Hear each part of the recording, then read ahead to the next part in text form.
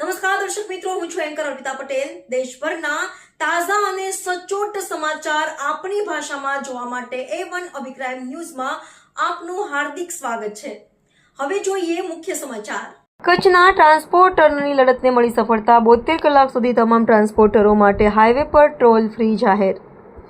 72 કલાકમાં તમામ ટોલના રસ્તાઓ રિપેર કરવાની આપી ખાતરી। ખખડધજ માર્ગોની હાલતને લઈને કચ્છના ટ્રાન્સપોર્ટરો લડતના માર્ગે હતા। નો રોડ નો ટોલના નારા સાથે આંદોલન શરૂ કરાયું હતું, જેને આજે સફળતા મળી હતી। તમામ ટોલના રસ્તાઓ રિપેર કરવાની ખાતરી આપવામાં આવી છે, જે તે 72 કલાક સુધી તમામ ટ્રાન્સપોર્ટરો માટે હાઈવે પર ટોલ ફ્રીની જાહેરાત પણ થઈ છે। આજે સવારે વિવિધ અધિકારીઓ અને હોદ્દેદારોની બેઠકમાં કચ્છના રાષ્ટ્રીય ધોરીમાર્ગના આવતા 4 ટોલનાકા પર સોમવાર રાત સુધી ટોલ ફ્રી કરવાનો નિર્ણય લેવાયો છે। સાથે 3 દિવસમાં ખાડાઓમાં મોરમ નાખવા સાથે જ આગામી 11 દિવસમાં મોટા ખાડાઓ અને જરૂર છે ત્યાં રીસર્ફેસિંગ કરવાનું નક્કી કરાયું હતું।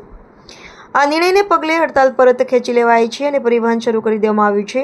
હડતાલને લઈને ગઈકાલે મધરાતે 12:30 થી 1:30 દરમિયાન જેટલા કલેક્ટર આનંદ પટેલ, એસપી સાગર બાગમાર તેમજ નેશનલ હાઈવેના ગુજરાત હેડ યાદવ સાથે ચર્ચા થઈ હતી। એ મિટિંગમાં સવારે 10 વાગ્યા સુધીનો સમય માંગવામાં આવ્યો હતો, જેથી દિલ્હીથી અંતિમ પરમિશન મેળવી શકાય। આજે સવારેની બેઠકમાં નિર્ણય લેવામાં આવ્યો છે।